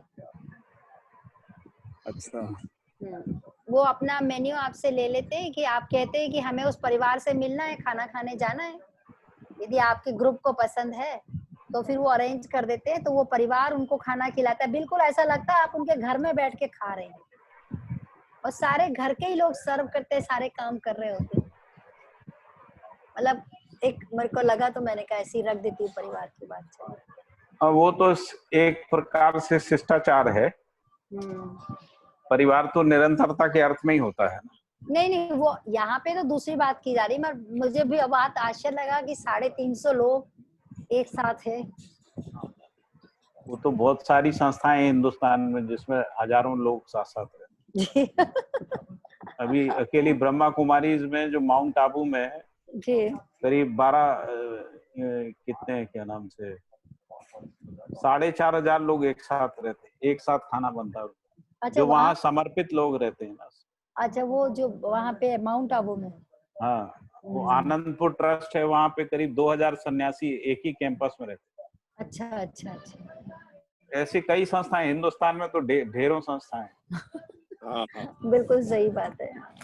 बिल्कुल। लेकिन यहाँ केवल फर्क इतना है कि सुनीता बहन ने जो बताया वो जो है खून के रिश्ते के आधार पे साथ हाँ, रहने वाला परिवार है। परिवार है और वो वहाँ बाकी जो है सब जगह संस्थाएं हैं। हाँ, बाकी जो है वो भी परिवार ही है, लेकिन जो है खून के रिश्तों के आधार पर नहीं, हमारे यहाँ वैचारिक एक सूत्रता के आधार सागर पर, में लाइक माइंडेड पीपल। सागर में एक पटेल परिवार है, तो वो लोग करीब 110 हाँ। लोग एक साथ रहते हैं और 110 लोग ही सब्जी का उत्पादन करते हैं। अच्छा। और उस पूरे परिवार की एकजुटता का मूल ही एक कारण था, जिसके कारण से वो एकजुट बना हुआ था कि उनकी जमीन में एक ऐसा कुआं था जिसमें पानी कभी खत्म नहीं होता था। तो जो सागर शहर है वो पानी की कमी वाला शहर है, तो पानी की कमी हुआ कर नाम सागर है और पानी की कमी है। हाँ, सागर नाम इसलिए है क्योंकि उसमें बीच में एक झील है, झील में पानी रहता है, लेकिन वो पीने के लोग लायक नहीं है। अच्छा अच्छा। इनका जो कुआं था, जब सागर में गर्मी के दिनों में पानी की कमी होती थी तो ये लोग को टैंकर में मतलब फ्री ले जाने के लिए देते थे, क्योंकि पानी खत्म ही नहीं होता था, पंप लगा देते थे, ऐसा था। तो उस पानी की जो प्रचुर उपलब्धता के कारण कोई भी परिवार छोड़ के गया नहीं, और साल भर उनके यहाँ सब्जियों का उत्पादन होता था, इसलिए 110 लोग एक साथ रहते। हम लोगों ने उस पर स्टोरी की थी, इसलिए मुझे याद है, अभी भी होगा। मैंने करीब 20 साल पहले उस पर एक अखबार में एक स्टोरी की थी, लिखी थी, आर्टिकल लिखा था उनके परिवार पे। बहुत पुरानी बात। तो हिंदुस्तान में ऐसे कई परिवार हैं जहाँ पे 50, 60, 100, 200 लोग साथ में है भैया, है। वो एक स्वामी जी थे ना पाठक जी आपके पास साउथ से? हाँ हाँ, जब मैं आपका ये अध्ययन हाँ, जब आए थे उनके साथ ढेर सारे लोग थे ना, वो साउथ इंडिया से चतुर्वेदी स्वामी थे। जब वो आए थे हमसे मिलने के लिए यहाँ पे अहमदाबाद में, हाँ मैं था वहाँ पे उस टाइम। उस समय शायद वो लोग 40, 50, 60 लोग थे शायद, है ना? हाँ थे भैया, होंगे आराम से, काफी लोग थे। हाँ, और सब वैरायटी के लोग थे, बच्चे भी थे, बूढ़े भी थे, हाँ, नौजवान भी थे, महिलाएं भी थी, सभी प्रकार के थे। मुख्य बात यही है कि ये जब भी अपन इकट्ठे होते हैं ना, जितने भी एग्जाम्पल अपन ने अभी कोट किए हैं, हाँ, तो वो 4 विषय को भोगने के लिए ही हमारा जो है ना वो रहता है। हाँ, सही बात है, अजीत भैया ने मूल बात कह दी। क्योंकि पूरी जो आप फाजिलका में शिविर करके आए थे, जिस घर में रहते थे उस घर में भी 50-60 लोग रहते थे। हाँ, आपके साले साहब के यहाँ। और क्या। अच्छा, वहाँ 50-60 लोग रहते हैं? वो तो आपने देखा ही था छुट्टियों में, और कितने थे वहाँ पे, वो सब साथ। जब मैं गई थी तब तो 3-4 लोग ही थे। वो लड़का जो था, क्या नाम था उसका, गौरव, और उसकी माँ और एक आदमी। सर्दी की छुट्टियों में गए थे ना। अच्छा अच्छा अच्छा अच्छा। छुट्टियों में फुल वहाँ वो रहता है रश। पर्पस वही होता है बस। चलिए आगे बढ़ते हैं थोड़ा। तो जो है लिखा है, परिवार एवं वर्ग की सीमा में जितनी भी संस्थाएं हैं, ये प्रथम और द्वितीय अवस्था में गण्य है। इसके द्वारा किए गए सभी प्रयोगों की असफलता ही सामाजिकता के लिए, अर्थात तृतीय संस्था यानी जिसको अखंड समाज कह रहे हैं, की अवस्था के लिए बाध्यता है। संस्था का सार्वभौम होना अनिवार्य है। सार्वभौम सामाजिक संस्था मानवीयता पर आधारित वास्तविकताओं का अनुसरण पद्धति है। व्यवस्था का स्वत्व एवं व्यवस्थापीय कार्यक्षमता का अभाव ही व्यवस्था का पराभव है। तो सार्वभौम व्यवस्था के कार्यक्रम में पराभव की संभावना नहीं है। मनुष्य के लिए मानवीयता ही वैभव है। फिर अगला पैराग्राफ है,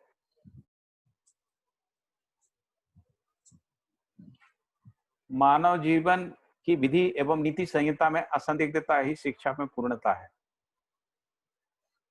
मानव जीवन की विधि को ऊपर डिफाइन किया और नीति संहिता में असंदिग्धता, इन दोनों को मिला के ही मानवीय संविधान भी बोल रहे हैं ना, विधि नीति संहिता को में असंदिग्धता ही शिक्षा में पूर्णता है। व्यवस्था की सफलता उसके कार्य क्षेत्र के अंतर्गत पाई जाने वाली जनजाति में तारतम्यता ही असंदिग्धता का प्रत्यक्ष रूप है। यहाँ पर जो पाई जाने वाली जनजाति में तारतम्यता का मतलब यही है, परिवार, व्यक्ति, परिवार, समाज, राष्ट्र, अंतरराष्ट्र, है ना, में असंदिग्धता का प्रत्यक्ष रूप। विधि संहिता ही मानव जीवन संहिता है। यही प्रकृति के विकास क्रम, विकास जागृति क्रम, जागृति की भाषाकरण संहिता है, जिसका अनुकरण, अनुसरण और आचरण प्रक्रिया ही नीति है। यही मानव जीवन का कार्यक्रम है।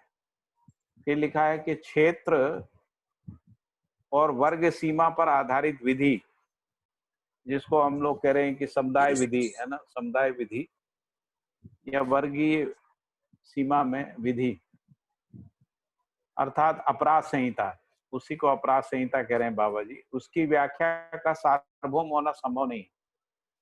इसी सत्यता बस, ये जो अपने आपके यहाँ भी होता होगा ना, ये सब लोग अपना अपना कुछ कुछ बना लेते हैं, जाति के आधार पे अपनी एक आचार संहिता बना लेते हैं, और उस आचार संहिता में यदि कोई हस्तक्षेप करता है तो उसके साथ लड़ाई झगड़ा विरोध करते हैं।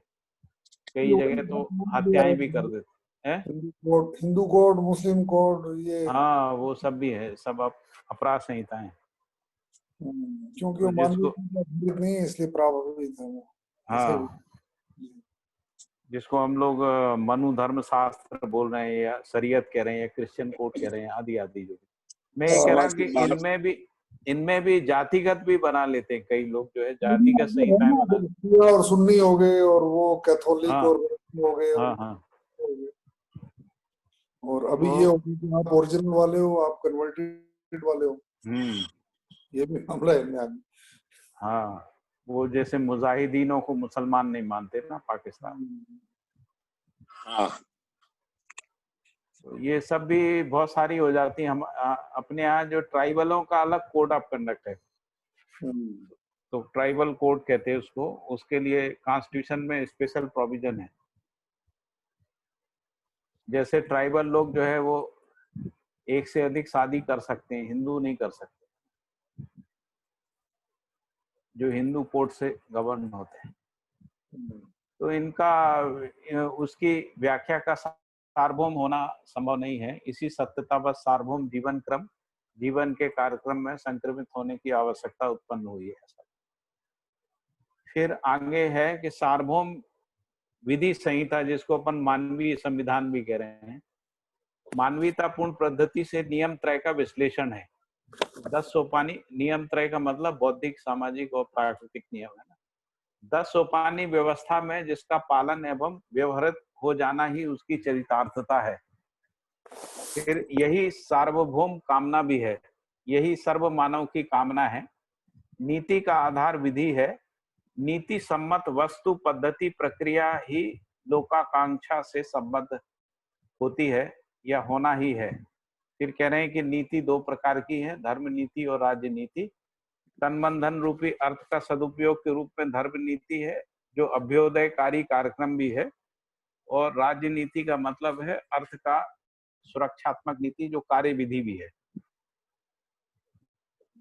तो इस तरीके से अभ्युदयकारी कार्यक्रम और कार्य विधि के रूप में धर्म नीति और राजनीति है। ये दोनों नीतियां अर्थतंत्र सहित वैभव हैं। अर्थ जो है तन मन धन के रूप में प्रमाणित है। मानव संतृप्त होने के लिए आश्वस्त विश्वस्त होना चाहता है, और आश्वस्त और विश्वस्त को बाबा जी ने बताया कि विश्वस्त संबंधों में होता है, आश्वस्त जो है आवश्यकता से अधिक उत्पादन के अर्थ में आश्वस्त होता है। अर्थ के सदुपयोग में विश्वास, धर्म नीति एवं अर्थ की सुरक्षा में विश्वास, राजनीति से सिद्धि होना, राजनीति से सिद्ध होता है।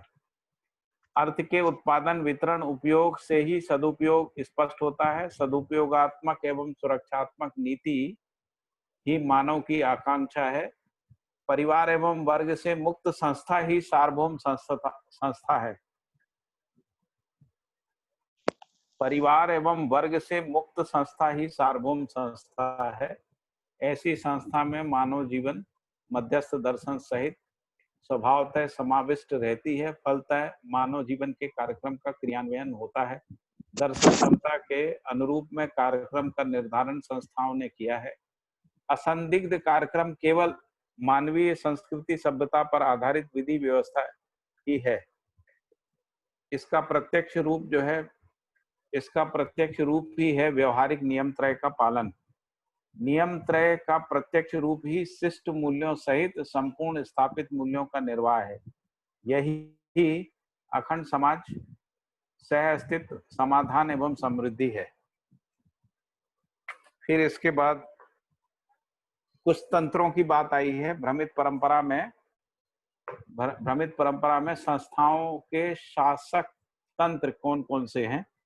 तो उसमें लिखा है कि भ्रमित परंपराओं में संस्थाओं के शासक तंत्र, पहला लिखा है व्यक्तिवादी राजतंत्र। व्यक्तिवादी राजतंत्र को अंग्रेजी में कहते हैं इंडिविजुअल मोनार्की। फिर लिखा है सभावादी राजतंत्र, जिसको हम लोग डेमोक्रेटिक मोनार्की बोलते हैं। अंग्रेजी शब्द उसका डेमोक्रेटिक मोनार्की है। मतलब उसमें सभा विधि तो रहती है लेकिन राजतंत्र रहता है। फिर एक समाजवादी राजतंत्र है। तो समाजवादी राजतंत्र का मतलब होता है कि समाजवादी व्यवस्था में धन संपत्ति का स्वामित्व एवं वितरण समाज के नियंत्रण के अधीन रहते हैं। उसको समाजवादी राजतंत्र बोलते हैं। फिर है कैपिटलिस्टिक मोनार्की, पूंजीवादी राजतंत्र है ना। फिर है साम्यवादी राजतंत्र। साम्यवादी राजतंत्र जिसको हम लोग अभी कम्युनिस्ट सिस्टम कह रहे हैं। संसाधनों के एक समान वितरण और भू स्वामित्व को समाप्त करना है ना, इसको कह रहे हैं साम्यवादी राजतंत्र। फिर गणतंत्र, गणतंत्र को रिपब्लिक कहते हैं अंग्रेजी में। और जनवादी तंत्र जिसको सोशलिस्टिक सिस्टम बोलते हैं या सोशलिस्टिक डेमोक्रेसी भी बोलते हैं। तो गणतंत्र का मतलब होता है कि हेड ऑफ द इंस्टीट्यूशन जब इलेक्टेड रिप्रेजेंटेटिव होता है उसको गणतंत्र कहते हैं।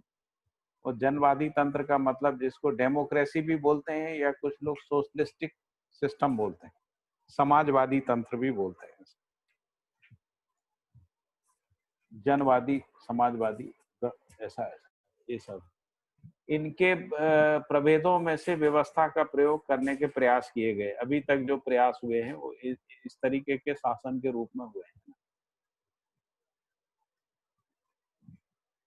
इनमें से जो पहले 3 प्रकार के प्रयोग हो चुके हैं, गणतंत्र भी वर्ग संघर्ष से मुक्त नहीं हो पाया।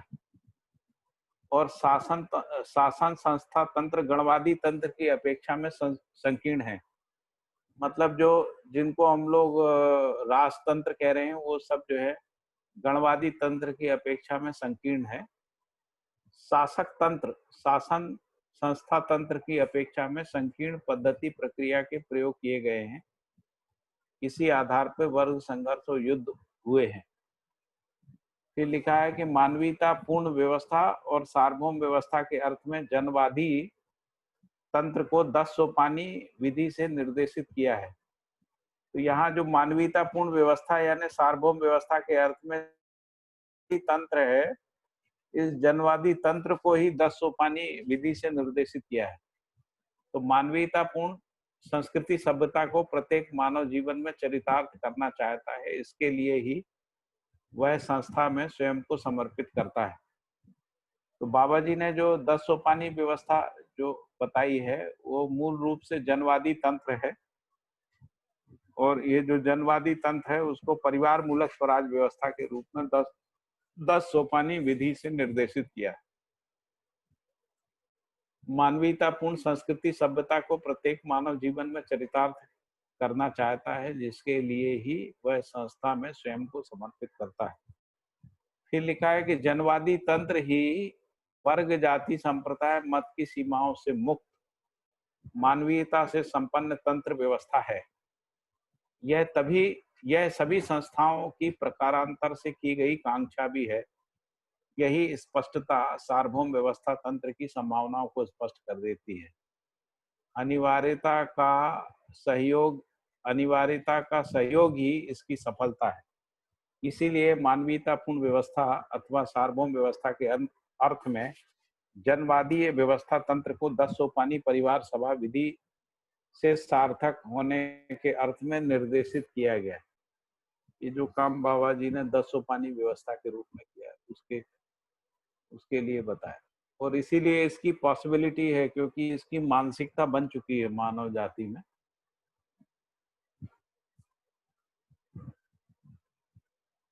ठीक है, इसमें कुछ और मुद्दा हो तो बताइए। अध्याय पूरा हो गया अपना।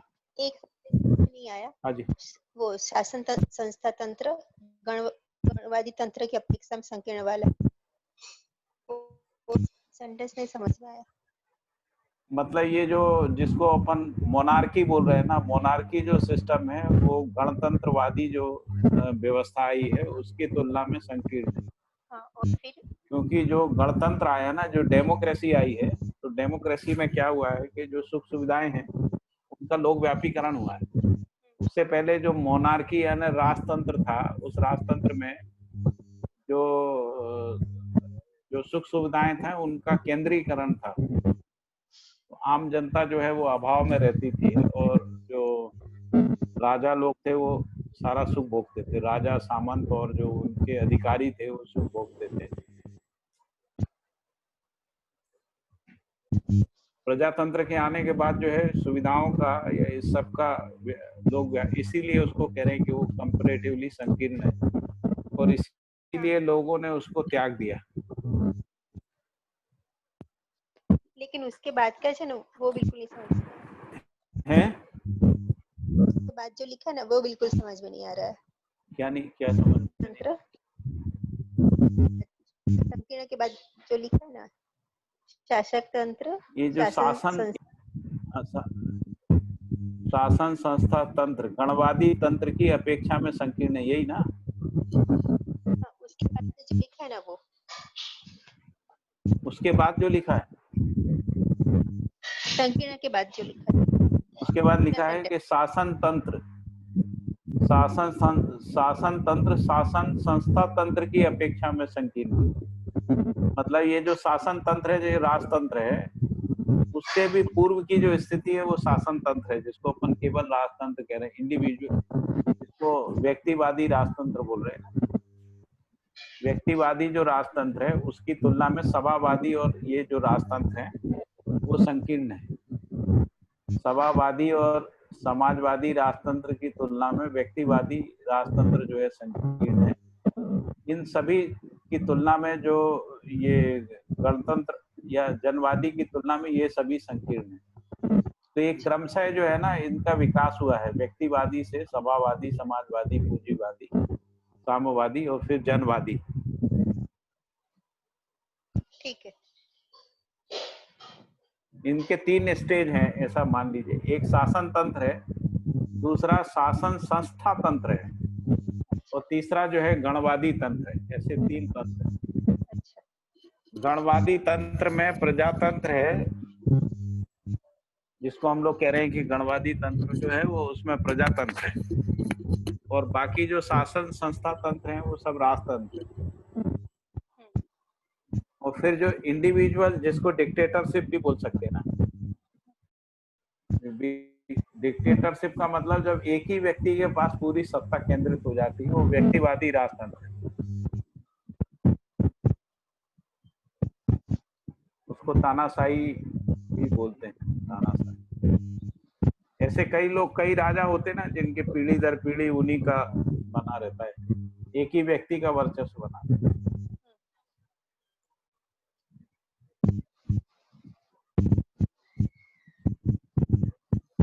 एक ही व्यक्ति या एक ही परिवार का, जैसे अभी नॉर्थ कोरिया में। हाँ, नॉर्थ कोरिया का एक उदाहरण। फिर प्रवृत्ति के रूप में देखेंगे तो बहुत सारे हैं, जैसे कांग्रेस पार्टी है।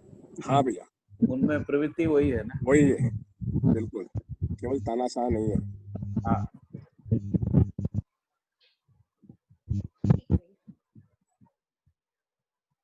तानाशाह भी है भैया, क्योंकि वो मतलब अब मुझे मतलब लगता है कि हाँ, अब वो तानाशाही की जो है वो क्षमता रही नहीं है ना, वरना जब थी तब तो तानाशाही ही कर रहे थे। हाँ, जैसे इंदिरा गांधी ने जो है, जब हाँ, कांग्रेस के नेताओं ने जो है उनका विरोध किया तो उन्होंने उनको अलग कर दिया, खुद अपनी नई पार्टी बना ली। बिल्कुल बिल्कुल। फिर जिसको चाहे जब चाहे हटा दिया। मतलब ऐसा मानसिकता तो वही है। मानसिकता वही, और वही वही बहुत सारे दलों में है, केवल हाँ, कांग्रेस में नहीं।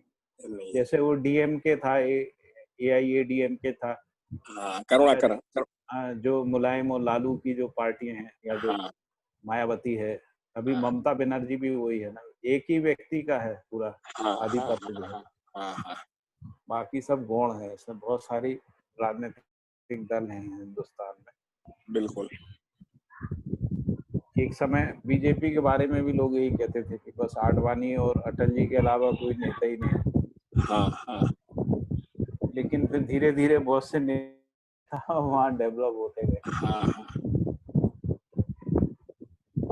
तो मूल बात इसमें समझने की है कि जो बाबा जी जिसको जनवादी तंत्र बोल रहे हैं ना,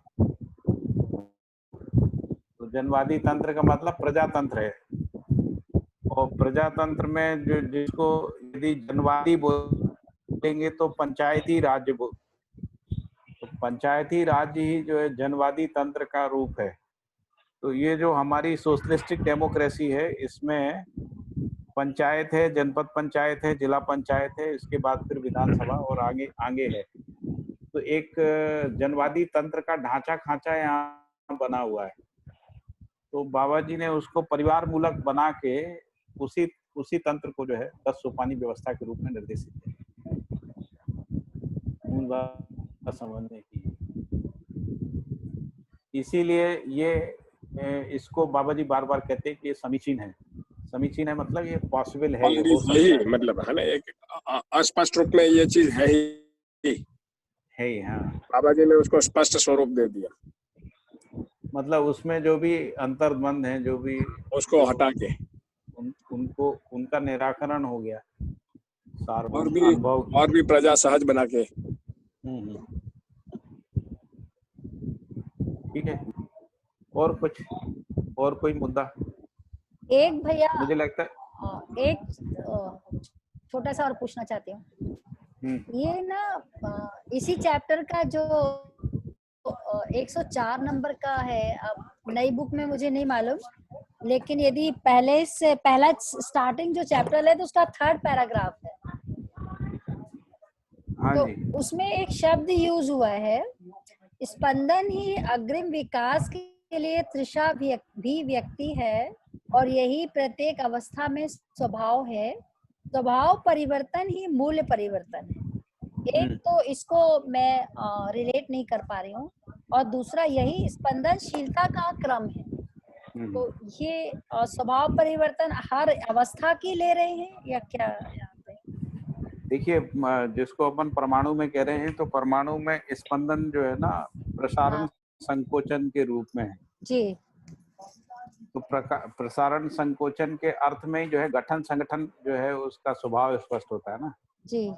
फिर इसके बाद प्राणावस्था में आते हैं, तो जो प्राण की क्रिया है ना, श्वास की क्रिया है, हाँ, उसको हाँ। स्पंदन करें। जी जी। तो वो जो स्पंदन है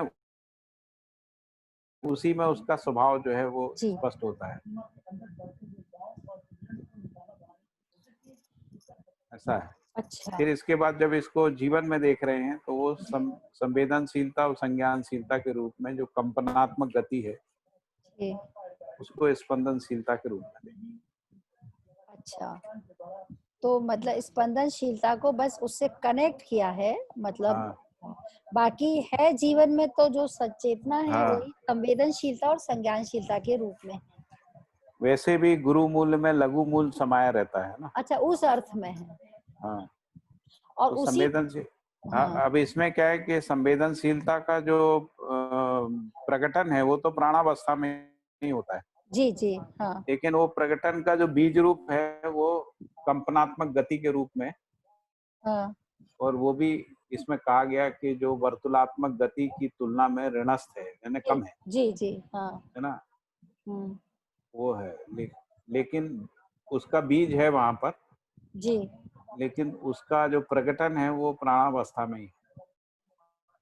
जी अब जो प्राणावस्था में है, तो प्राणावस्था के बाद जो जीवावस्था है, जी तो जीवावस्था में यदि जीवावस्था को जीवन और शरीर के संयुक्त रूप में देखें, जी तो शरीर में स्पंदनशीलता यानी प्राणावस्था की जो स्पंदनशीलता वो तो है ही, हम्म, लेकिन जीवन में कंपनात्मक गति भी रहती है। जी जो कंपनात्मक गति है, जी जो जो मानव की तुलना में काफी कम है, बहुत कम है। अच्छा, मानव की मतलब? मानव में कंपनात्मक गति बढ़ती जाती है। मानव की तुलना में कम है, जड़ परमाणु की तुलना में ज्यादा है, अधिक है। जड़ की तुलना जीवन में ज्यादा परमाणु में। है। हाँ, हाँ, जीवन परमाणु। नहीं, जीवन परमाणु। और जो उसमें भी जो ज्ञानात्मा है ना, नहीं, मुझे जिसको अपन, स्पष्ट नहीं हुआ, ये सेंटेंस स्पष्ट नहीं हुआ भैया, दोबारा बोलिए। मैं ये कह रहा हूँ कि जो जीवन और शरीर के संयुक्त रूप में देखेंगे जी जी जीव शरीरों को, जी तो उसमें एक क्रिया स्पंदनशीलता शरीर में तो चली रही जी है, जिसको श्वास जी प्रश्वास जी की जी क्रिया है। बिल्कुल हाँ। लेकिन उसमें जो जीवात्मा है यानी जी जीवन है, जी जो उसमें, हाँ। उस जीवन में भी कंपनात्मक गति है जो क्षीण है, कम है। मतलब अच्छा वहां पे वर्तुलात्मक गति ज्यादा है। वर्तुलात्मक गति इसलिए है क्योंकि वो जो उनका जो क्रियाकलाप है वो वर्तुलात्मक है, तो वर्तुलात्मक क्रिया ज्यादा है, कंपनात्मक कम है। ये लेकिन प्राणावस्था की इकाइयों में कह रहे हैं आप या जीवावस्था की इकाई में? नहीं, अभी जीवावस्था की बात है। प्राणावस्था में तो श्वसन की क्रिया हर प्राण कोशा में है ना। तो जीवावस्था में जीवन तो है ही है, जीवन में, और जीवन में कंपनात्मक गति है ही है। वही तो मैं बोल रहा हूँ कि दोनों में है ना, स्पंदनशीलता जो है जीव शरीरों में भी जी है, जी हाँ और जो जीवन है उसमें भी है। जी जैसे मानव के अंदर स्पंदनशीलता जो है, शरीर में जो श्वास प्रश्वास का क्रिया है, जी शरीर के एक एक सेल में भी स्पंदनशीलता है ना, जो श्वास की क्रिया है। जी और साथ में जीवन में जो है स्पंदन क्रिया बढ़ जाती है, जो कंपनात्मक गति के रूप में। अच्छा तो कंपनात्मक गति बढ़ना ही तो विचार शक्ति का बढ़ना है, जिसको अपन ज्ञान शक्ति कह रहे हैं, वो कंपनात्मक। जी जी और जब ये पूरी हो जाती है उसी को संज्ञानशीलता बोलते हैं। जी जब संज्ञानशीलता स्थापित हो जाती है जी तो वर्तुलात्मक गति कंपनात्मक गति से नियंत्रित रहती है, उसी को कह रहे हैं संज्ञानीयता में संवेदनशीलता, संवेदना करना। अभी क्या है, वर्तुलात्मक गति ज्यादा है, जी जिसको हम लोग भ्रमित मानव कह रहे हैं, उसमें वर्तुलात्मक गति ज्यादा है। अच्छा अच्छा, अच्छा आप समझ में आया मुझे। मैं कहूँ वर्तुलात्मक गति का मतलब है कि इंद्रिय संवेदनाओं के अर्थ में जो क्रियाकलाप, तो संज्ञानशीलता में कंपनात्मक गति हम मैक्सिमम हो जाती है। मैक्सिमम हो जाते हैं।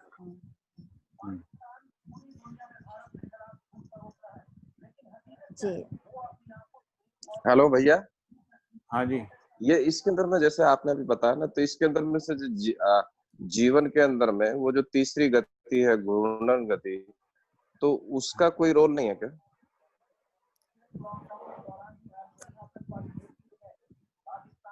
घूर्णन गति, एक्चुअली घूर्णन गति जो है ना वो कंपनात्मक गति के योगफल में ही है घूर्णन गति। ये अगर जड़ परमाणु में भी जो घूर्णन गति है ना, वो कंपनात्मक गति के योगफल में घूर्णन गति। इसलिए मूल जो गतियां हैं वो तो दो ही हैं।